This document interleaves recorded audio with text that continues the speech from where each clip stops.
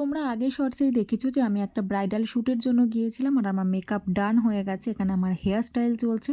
আমি makeup artist দিদিকে একটা কথাই বলেছিলাম যে যত যাই হোক আমার চুলে ব্যাক কম কিন্তু করো না। আর দিদিও সেটা এগ্রি করেছিল, বলেছিল যতটুকু না করলেই নয় ততটুকুই করবে।